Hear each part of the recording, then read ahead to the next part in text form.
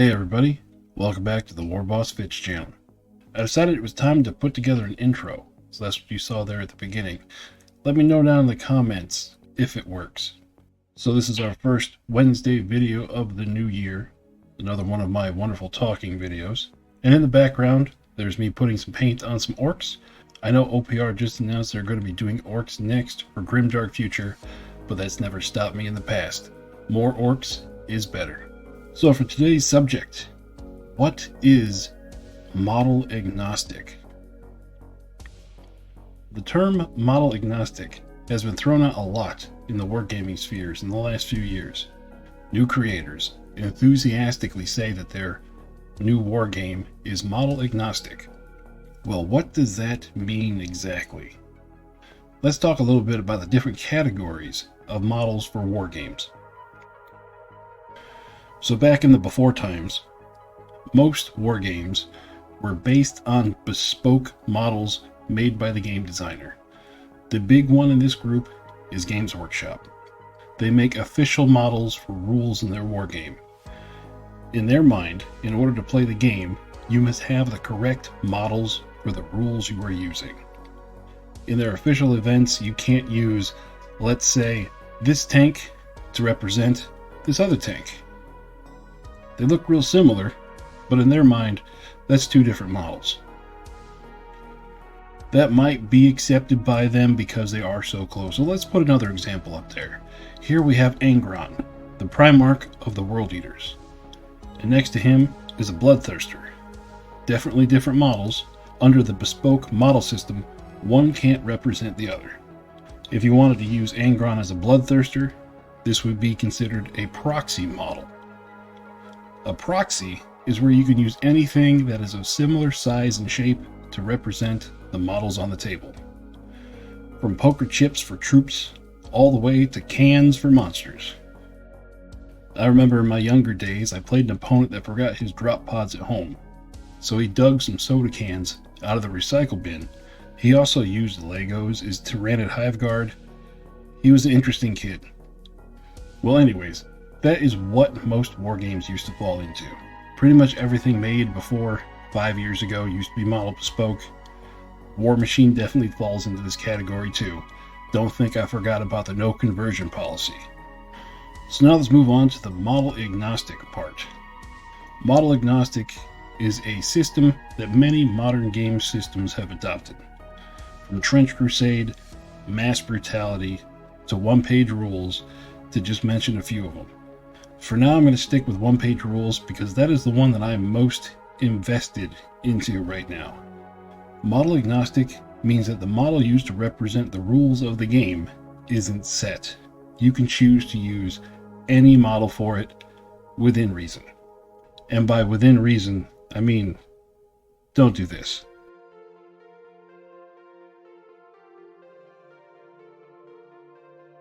So under the model agnostic umbrella, the rules will give you an idea of what the size of the model should be to maintain some kind of uniformity in the game. Don't use action figures for your goblin troops. The table just isn't big enough. That's the general idea.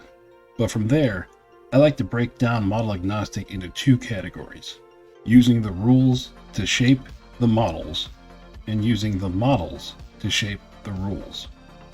Using the rules to shape the models is where you start with the rules you are going to use in the game, and then look for models that have the qualities you're looking for.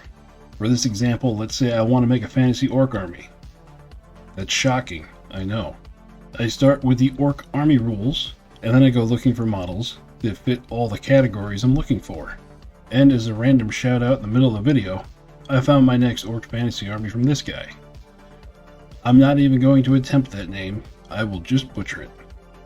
He has some very cool looking models that are a play on the pig-faced orcs that would fit into the rules perfectly.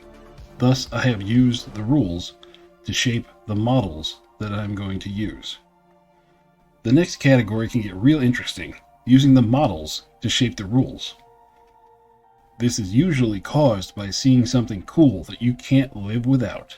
So you get it, and then you have to figure out what you can use it as in your games. This just happened to me.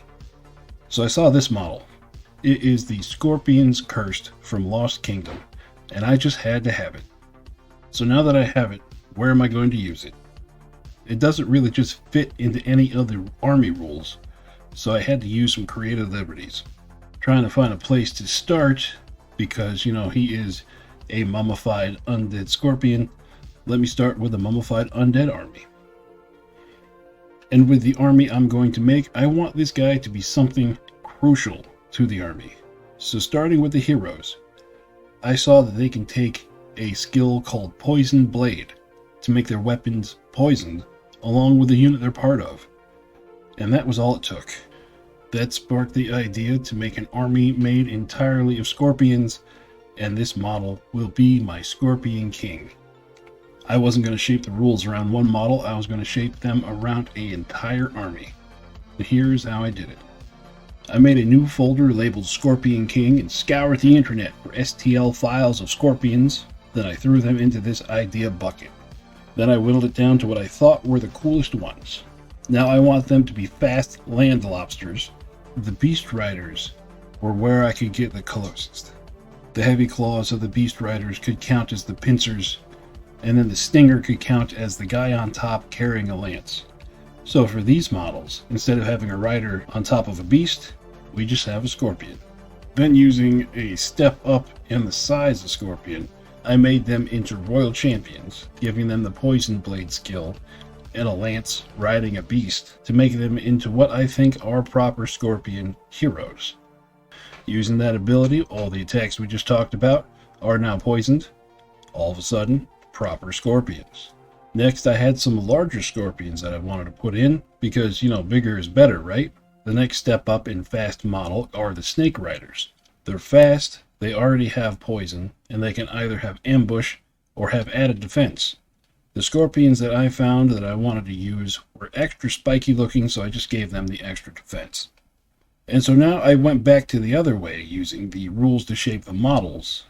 I wanted to throw in 2 great scorpions just because I'm running an army full of scorpions. Might as well have some legit scorpions in there.